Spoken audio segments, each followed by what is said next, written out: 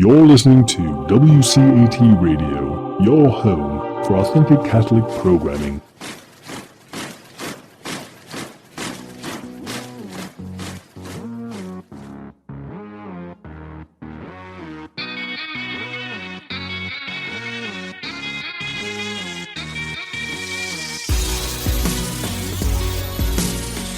Hi, and welcome to Arrows Rugby. We're a Catholic community with the purpose of forming men in Christian virtue through competitive rugby. My name is Blake Pellerin. I currently serve as the president of the club here.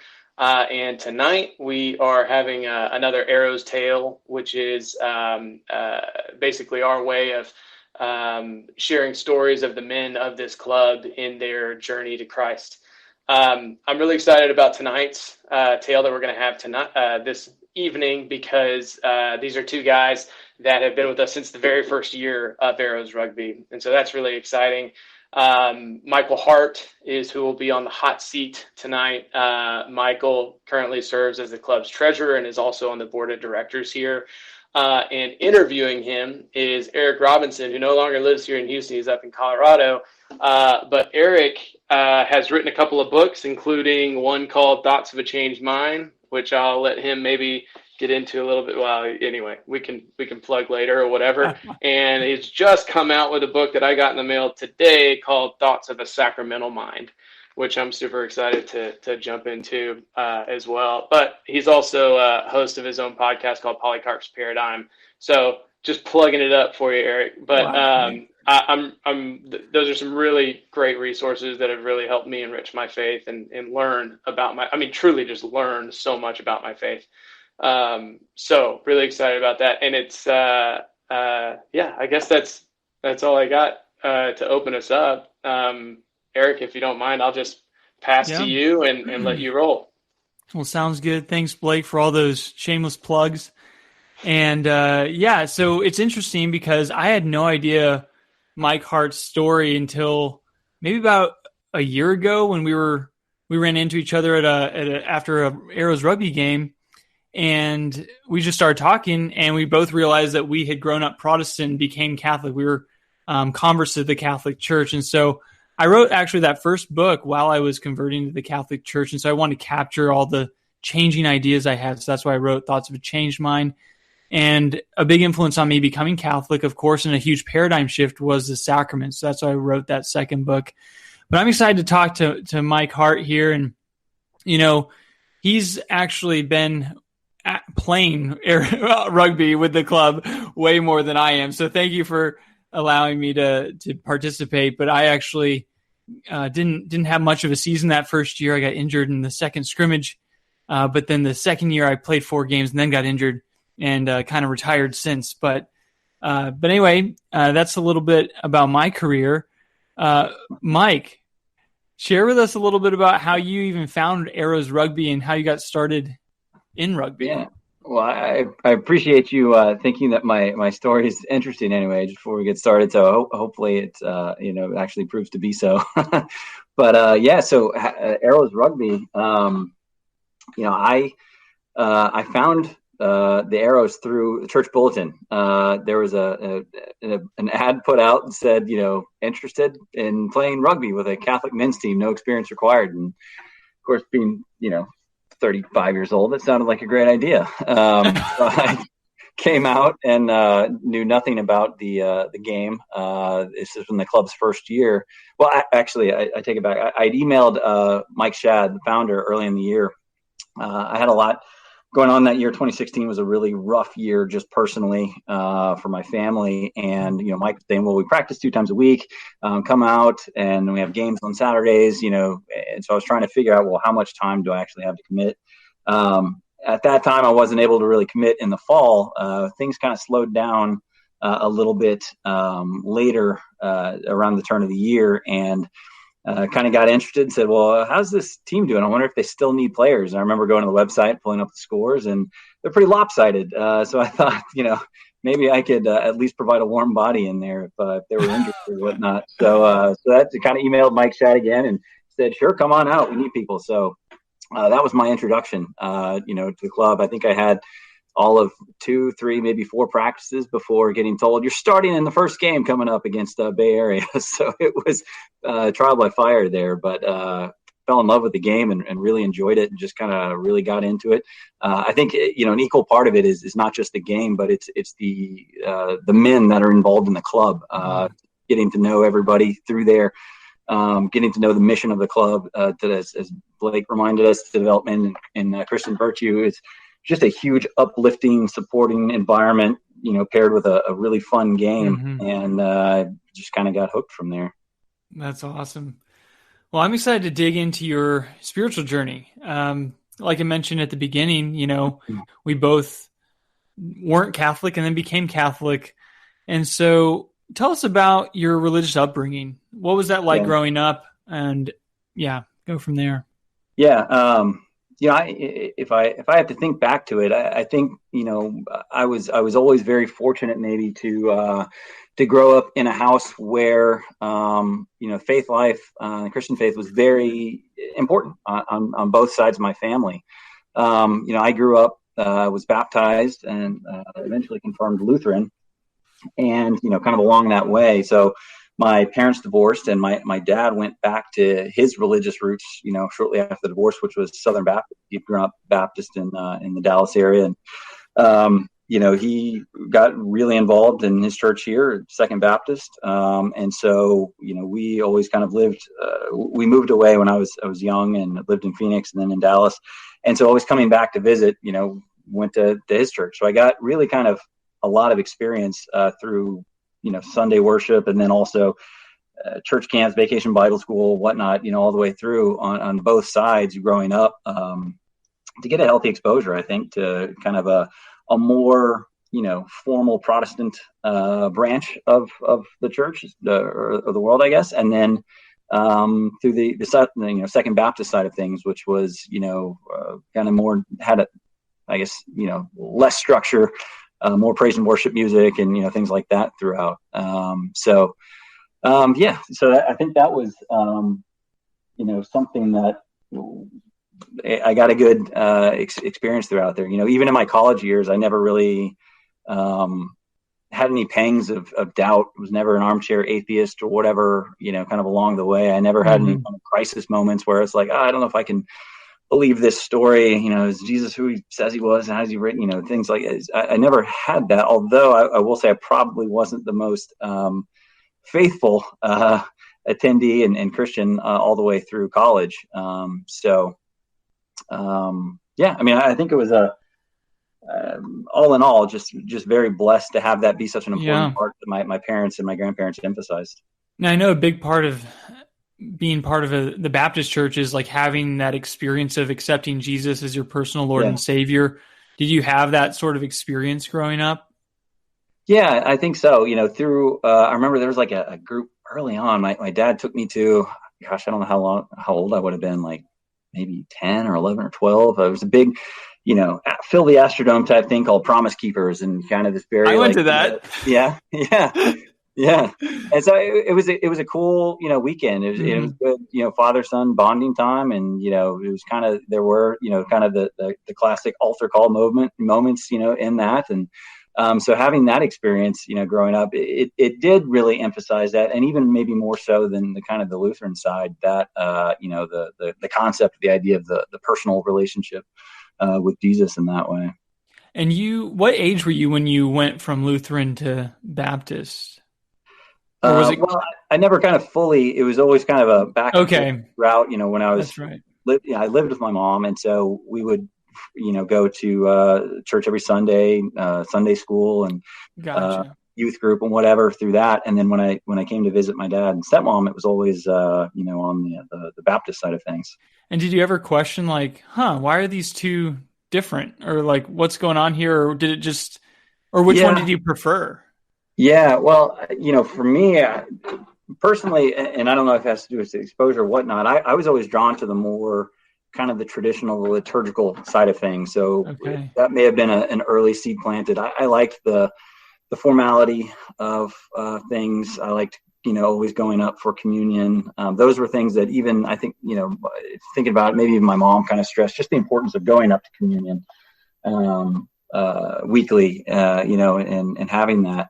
It was a stark difference though, because Lutheran church in the South is a different experience than maybe if you're in the upper Midwest. The congregations, I feel like, tend to be a little smaller, a little more staid, maybe a little bit older, versus you go to a place like Second Baptist here, and it's got so many activities, so many ways to get involved, and it's vibrant, and there's they have a gym for you to work out. They had a bowling alley there. They had all these different things that was, just kind of dazzling in that way. So it was a different experience. And even, just the music of having the drums up there on with the big choir and, the guitars and singing, so that was a difference, I guess, that definitely noticed from very early on. So when you were in college, which university did you go to? I went to Texas A&M for undergrad. Hook 'em Aggies. And okay, so what church did you go to there? What was your religious life like there? Good question. Didn't go very often. So that's what I mean in college. It wasn't that I ever doubted it. I just did not place an emphasis on it. I was kind of wrapped up in other things, I guess, at that time, and I could occasionally roll out, to go maybe a couple of times a semester. And so I think I kind of bounced around a little bit. There was a Lutheran church I went to a couple of times, but then also my parents bought a place just north of Bryan, maybe my sophomore year. And they started attending a small church up there that eventually they kind of helped found another non-denominational church kind of in the immediate vicinity. But sometimes I would go up there with them as well. Gotcha. To attend, with them. So you mentioned maybe the liturgical upbringing at the Lutheran church where some seeds planted, but after college, when was it when you first were like, I want to go back to church, or like had a spiritual awakening? And then when was the first time you had any sort of leaning toward the Catholic Church? Those are my two questions. Yeah. I think definitely after college, getting a job, trying to be a responsible adult, I was still drawn to it and just felt the urge, like I need to get involved. I need to find a church home. I need to get plugged back in. This is something that's important to me, I think initially I was living here in Houston and just tried to plug in with a couple of the Lutheran churches, which is what I knew.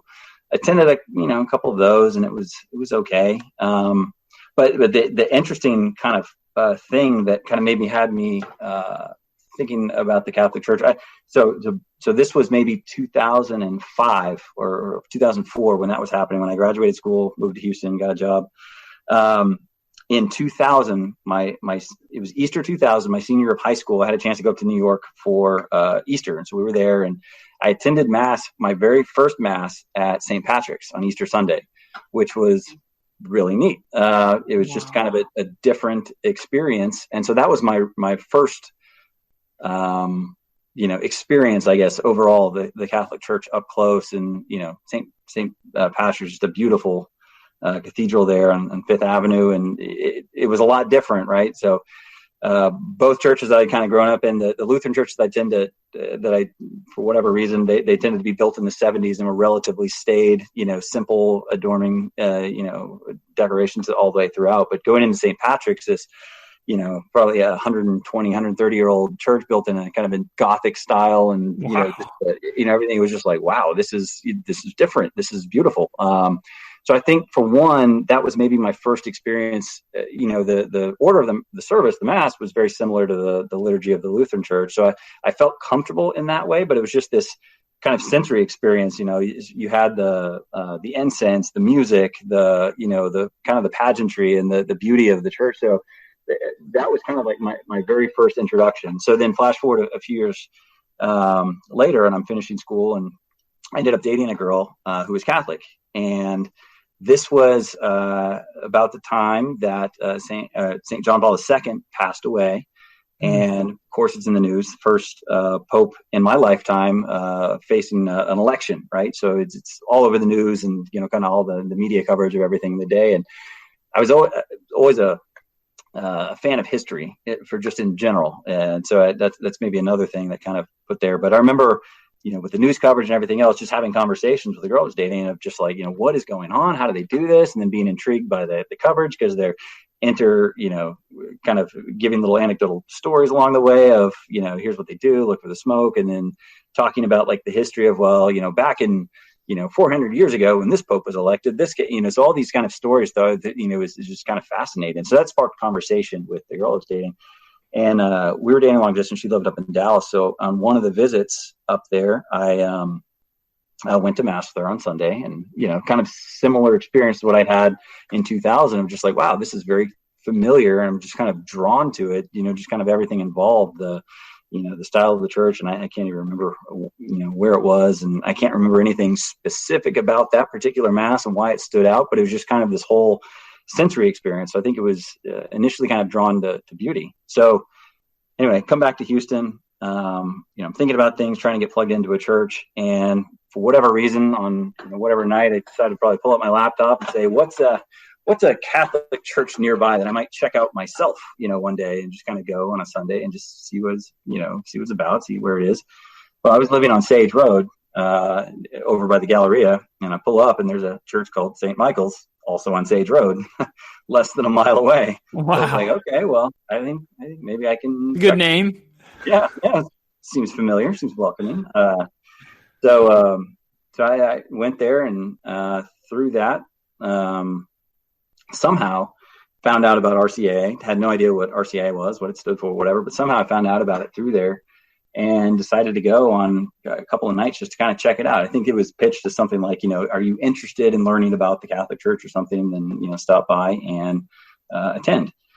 Just drop in, check it out. So I did that for a couple of sessions, maybe a couple of weeks or whatever. And then the girl I was dating, we broke up, so that time for me, it was this kind of question of, well, why am I doing this? Am I doing it to try and, just get in her good graces? If I kept going, would it be kind of in the hopes of like, it's getting back together, whatnot? So I stopped going for maybe a couple of months until I think it was after the new year there in early 2006, where, starting new year, new resolutions.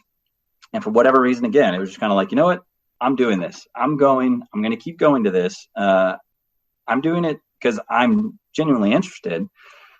And, I think that was the path for me. There was never really any looking back after that point. It was a good explanation of the faith overall. So I think any uneasiness or questions, whatever I had, were satisfied through, a number of those sessions where it was kind of like, yeah, this is the path that I'm on.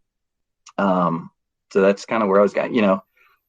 I feel it in a way, it feels kind of in some ways silly because if I listen to your conversion story on the podcast, Polycarp's Paradigm, and Ethan's on I think it was episode 16 and 17. It was a much more intellectual conversion of this, hand wringing and thinking about, especially Ethan's kind of bouncing through a couple of different branches of the church. Mm-hmm. So in some ways, I feel kind of silly just kind of saying I was drawn to the beauty, and then I got some, I feel like I got sufficient answers on some questions, and then Wow. It was kind of like no looking back in some ways.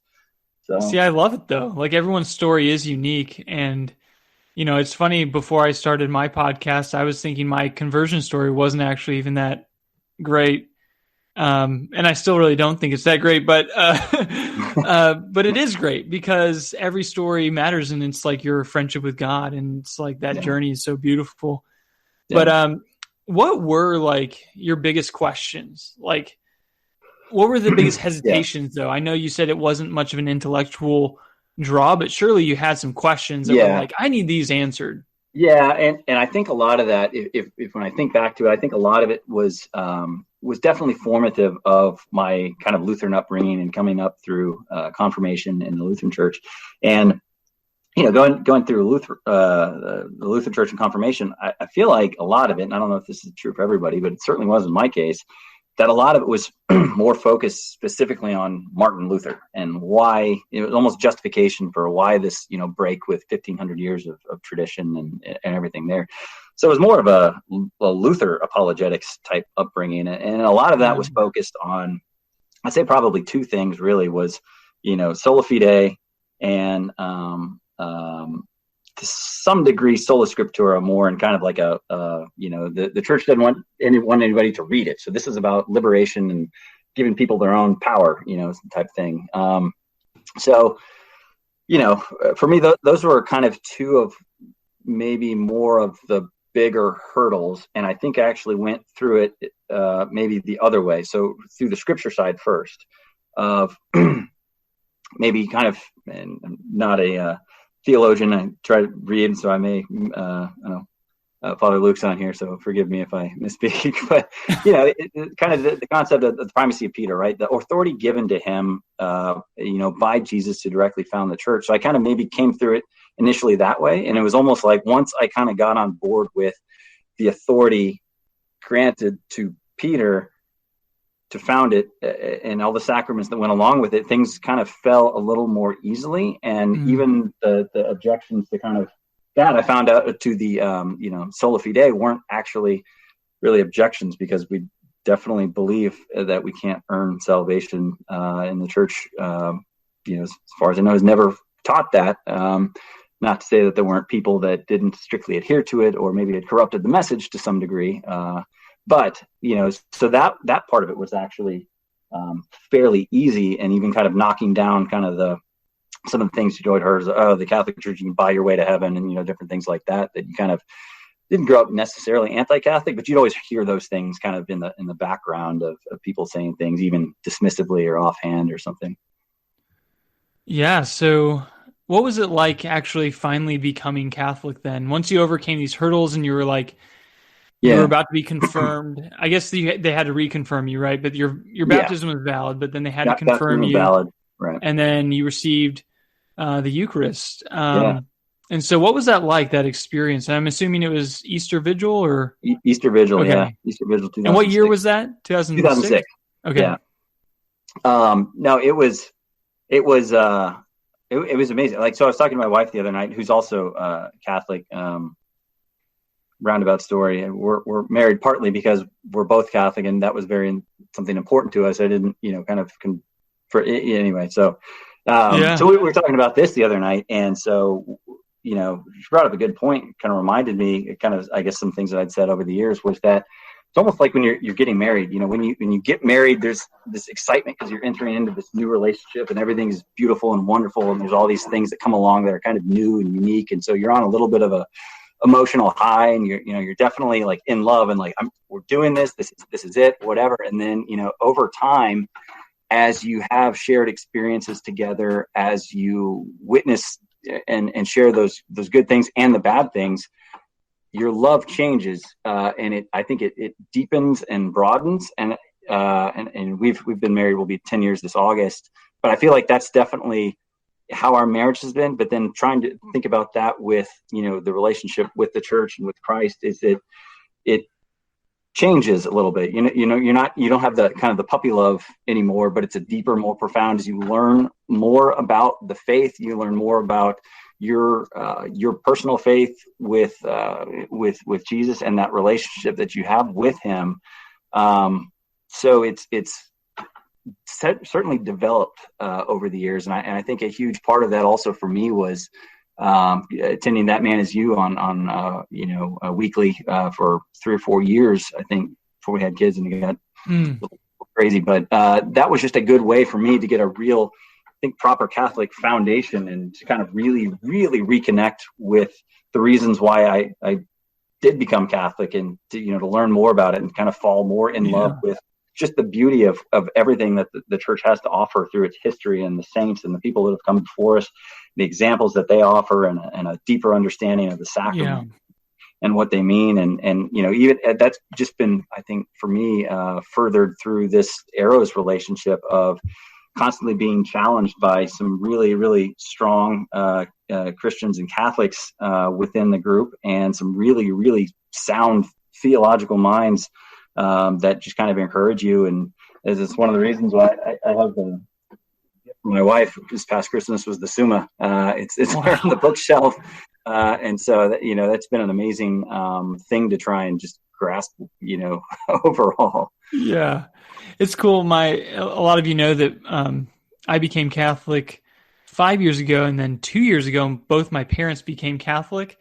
And it was cool. I think it was a few months ago. I was at my parents' house visiting, and I was having breakfast with my dad, and he had read something in some Catholic devotional that morning, or there was some Catholic Answers book, and he was just like, "Oh, I'm just so glad I'm Catholic."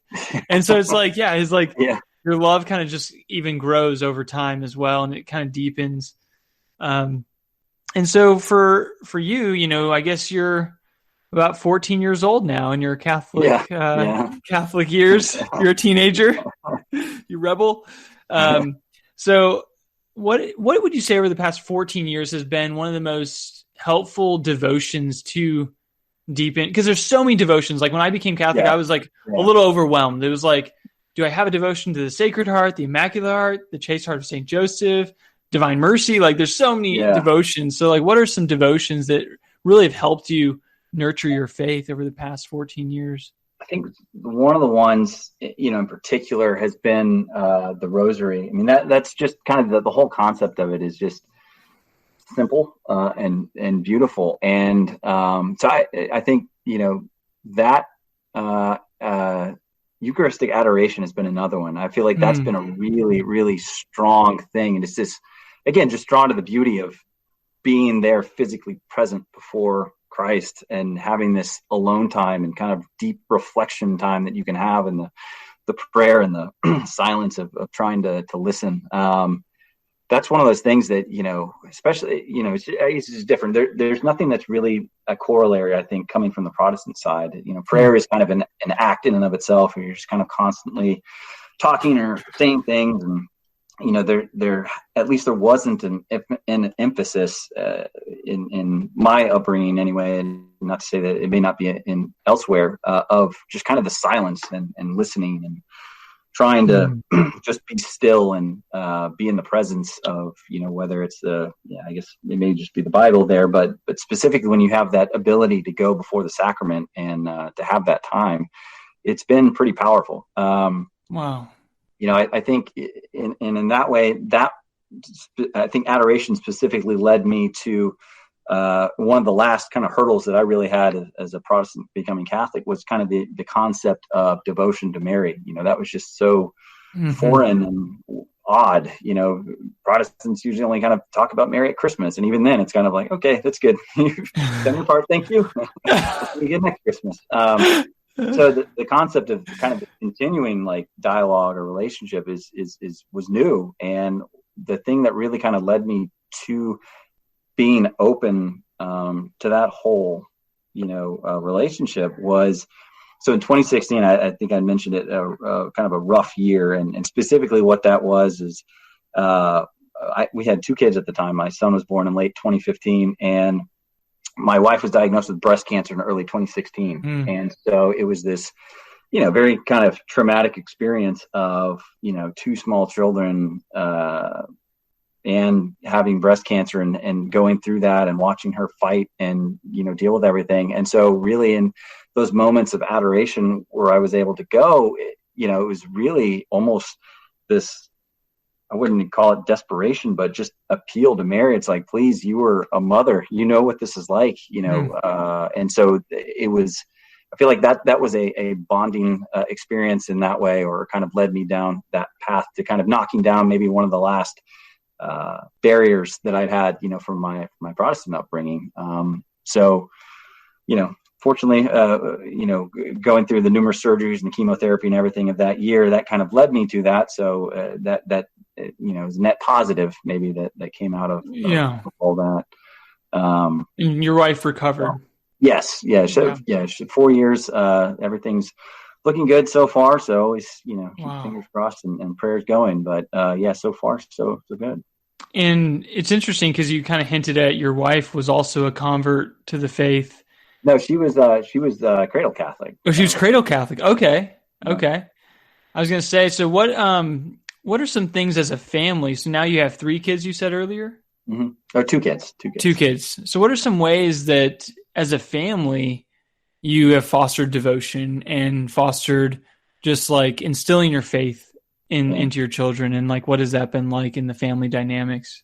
Yeah, I mean, we've kind of talked a lot about that and how we see their upbringing and really I think what we're trying to do anyway, and hopefully we're doing a good job of it, is really to just kind of make it part of the daily fabric of life, trying to make it so that it's not something that's set apart and different. It's like, okay, we go through the work week or, whatever school week. And then, okay, now we're doing the church thing on Sunday and that's it. And okay, well, then we go back to everything else. So, trying to make that an integral part. And they're both at Catholic schools, at Sacred Heart schools.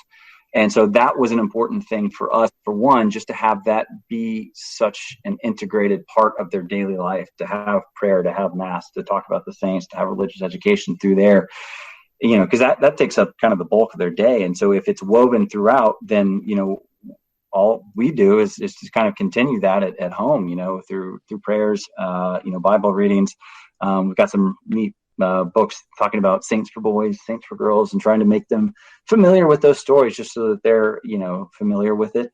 Prayers before bedtime, mass on Sundays, trying to be involved in, various events. I think we've gone to the Vacation Bible School at St. Rose for the last couple of years with them. So, just little things, trying to weave it in and out of kind of the daily pattern, routine, fabric of life.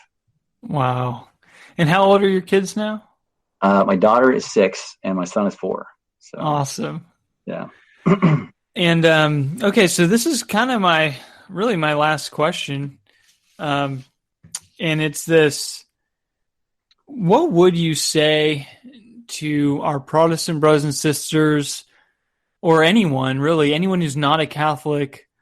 Why check out the Catholic Church? Why potentially explore the Catholic faith? Why not just be content where you're at? Like, why check out the Catholic Church? Yeah. I think that's a tough one. For me, if I had to kind of just describe that, it would be more just kind of that path of beauty, the design of the church as it was set out and laid out with the sacraments, all these things available to help you on your journey for ultimate, union with God at some point. I don't know. Maybe that's simply how I would describe it. Just kind of the beauty of not only the history, the richness, the tradition of everything, but specifically the sacraments and how they weave in and out of those things. And,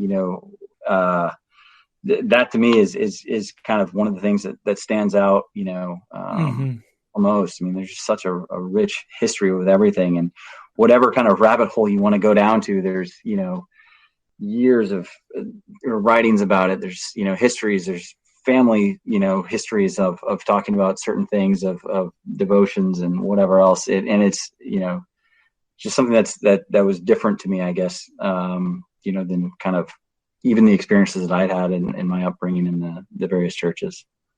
And it's amazing to me how, like, growing up as a Protestant, for me, my really a distant view of the Catholic Church was that it just seemed like an empty religion. Yeah. That, why do you need all those priests and stuff? Like, isn't the veil torn? Like, we can have our own relationship with God. But then when you discover the beauty and the richness of the Catholic Church's teaching, how actually, yes, the veil's torn. And yes, like, Jesus himself comes to you and gives his total self to you in the Eucharist.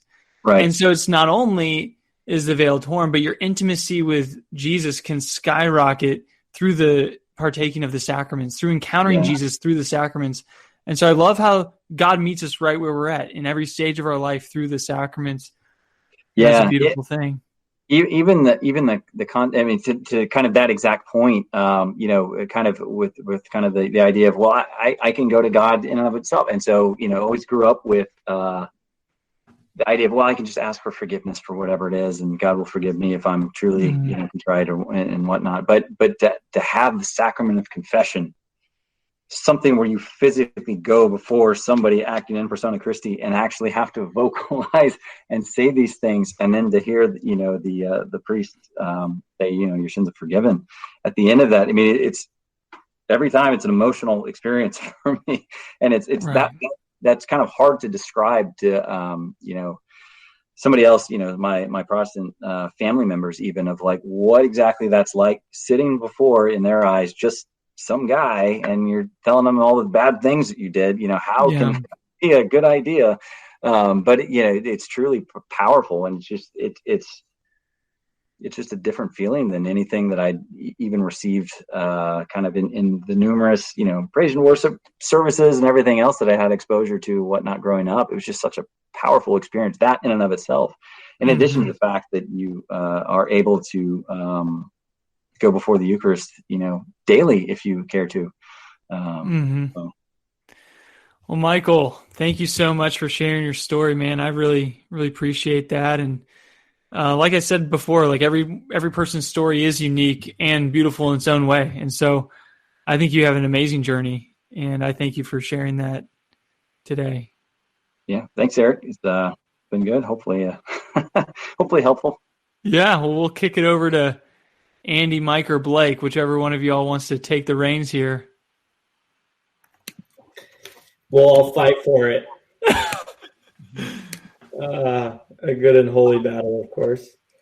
I might kick off. Well, does anybody need a refill or anything? Don't want people to go parched here.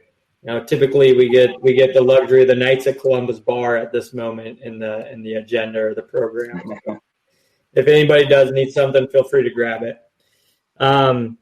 But Mike, hey, the part about really appealing to Mary with Anne's breast cancer, that kind of struck me a bit.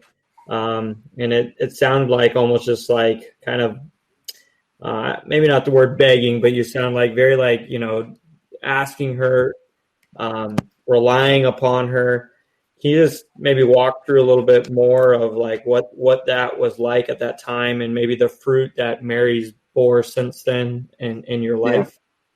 Yeah. I think that in particular, in that moment, in that instance of, appealing to someone who in their complete humanity and had the distinct, specific human experience of being a mother to a child. And a lot of that was prayers of, please help us, please help her. The kids, they need their mother growing up. Like she has to be a part of there. I can't do what she does and can do. It was really just kind of leaning in and turning to that relationship in a very specific manner, in that case, in a very specific instance. And so, I mean, who's to say what one way or the other, but I don't know if I would have kind of maybe gotten there elsewhere, just because it was such a, unique, powerful experience and thing going on at that particular time. But, I think even throughout, through the rosary, that devotion there and occasionally just, spending some time there, kind of asking for prayers of intercessions, particularly and I feel like I tend to do it more into those like very specific, maybe parental or human type experiences, more so as the I don't know, general concerns, joys, or whatnot. Yeah, no, I think it's the beauty of the Catholic faith to me in a lot of ways is just how real and practical it is. Of course, our Lord manifested himself as a human, so it would only make sense that our faith too is meant to serve us here in the human realm. And yeah, just such a treasure I think we have in the church with Mary. So that was really cool to hear that story from y'all of really depending on her and her motherly aid, and particularly to help the mother, the mother of your children. Yeah, and I'll say the other thing that was kind of unique, just through the process of becoming parents. I said my first novena for the first time when we also had a difficult time getting pregnant, and it was we as a couple said it was my first novena to Saint Gerard, and also for intercession from Saint Philomena and Saint Anne. So that was another very specific kind of experience of turning to the saints in prayer, of saying, we need some assistance, please, help us. Yep. Yeah, that's really neat. Wow. Was that, but you did the novena before you found out you're pregnant, or before your wife found out she's pregnant? Yeah, we had gone through a couple of years kind of trying and not succeeding. And, we were also actively pursuing she was seeing a doctor, and she ended up having surgery to try and, sorts of things out. But it was in that process of doing that we were, seeking treatment. Then it was kind of like, well, let's try the novena. I think somebody on her mom's side had maybe recommended that, saying, well, have you tried that? Or said, no, we haven't done that one. So let's do that. That's awesome. So, Mike, how did you get kind of devotion to the rosary? I'm just curious how that developed for you. Yeah.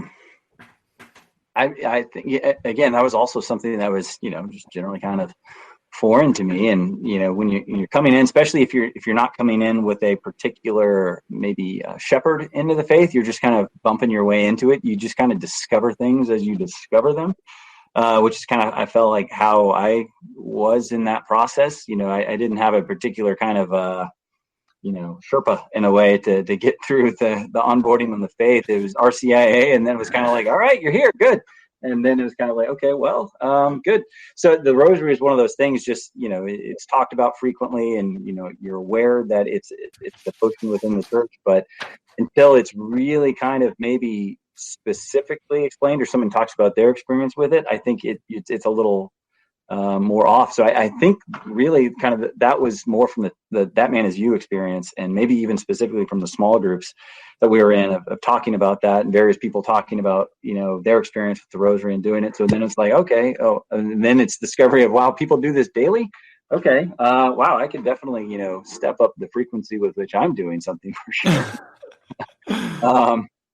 So then, trying to follow that on, and one Lent, that was my kind of one specific add-on was I was trying to do that one rosary every day for Lent, and this was maybe 5 or 6 years ago now, and that was a huge thing, and they were kind of carving out that time, more the discipline to carve out that time and to make time for it.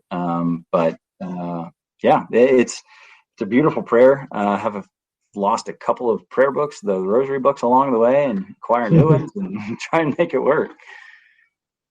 That's great. I think Brett's got. Oh, go ahead, Brett. Yeah, I was going to say, Michael, two questions from what you were going through earlier. One was you talked about kind of through high school, it seemed, or maybe even younger than that, but high school and then college, and then after kind of coming and going.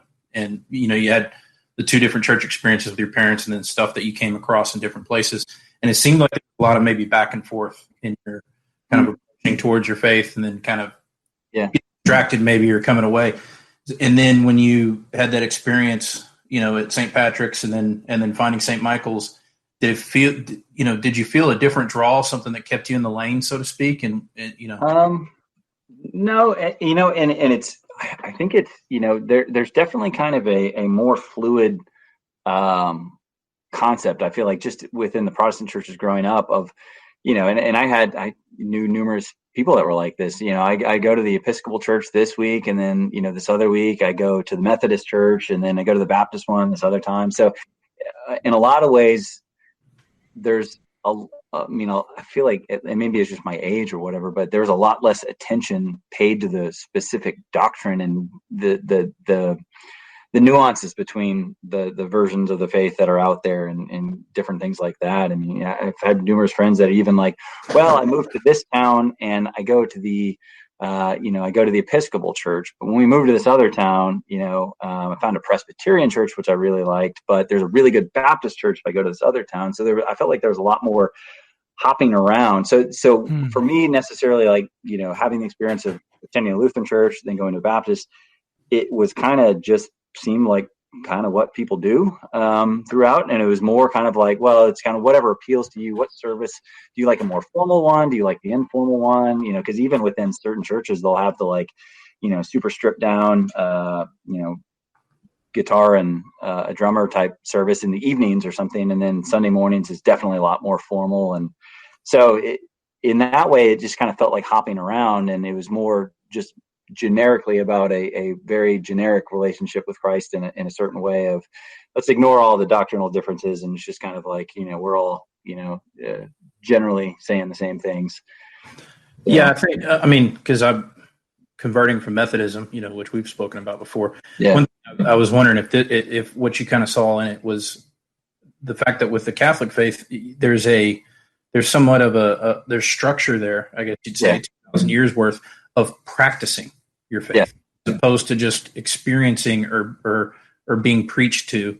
There's really practicing with the sacraments, with the devotions, with the. Yeah, I think there's some fairness to that, and I think that's something that probably drew me in as well. In that it wasn't a form of entertainment to be consumed. I don't go there on Sunday to kind of be entertained up on stage by somebody and to hear a rousing speech, but it does draw you in more, and it is more experiential in that way. I feel like something's required of you other than just sitting back and listening. You're actively participating, even through the physical movements of, up, down, kneel, go to the altar, come back, things like that. There's just much more participation, and I feel like you're actively participating in a very bodily form, this kind of worship. Well, and to that practice and that process, also another thing that you said that really stood out to me, you talked about when you were doing adoration during Anne's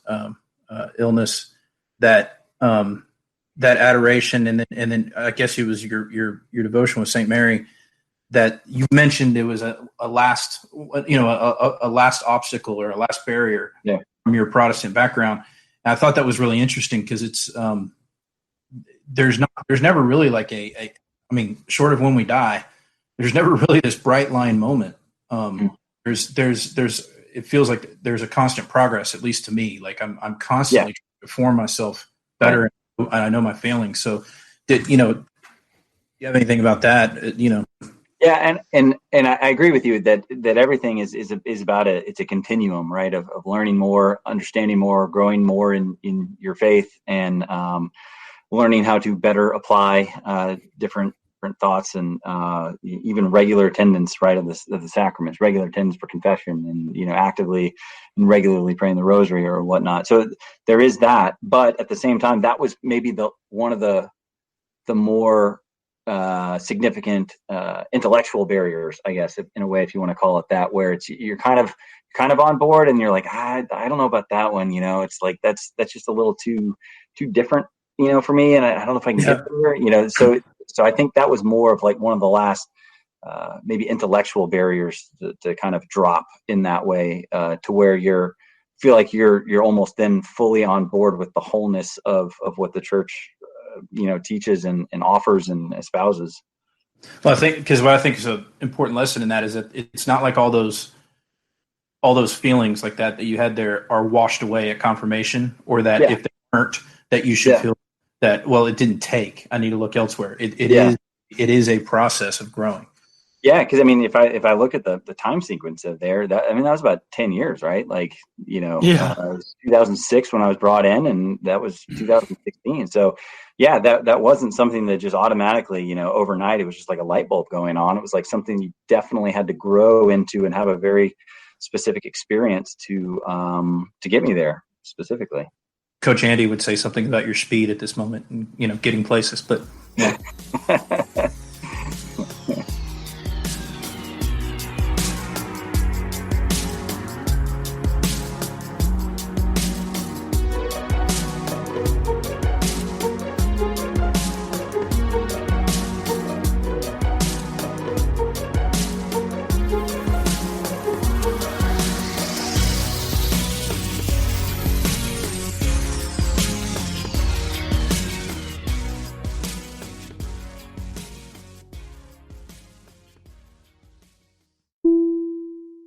Hello, God's beloved. I'm Annabelle Mosley, author, professor of theology, and host of Then Sings My Soul and Destination Sainthood on WCAT Radio. I invite you to listen in and find inspiration along this sacred journey we're traveling together to make our lives a masterpiece and, with God's grace, become saints. Join me, Annabelle Mosley, for Then Sings My Soul and Destination Sainthood on WCAT Radio. God bless you. Remember, you're never alone. God is always with you.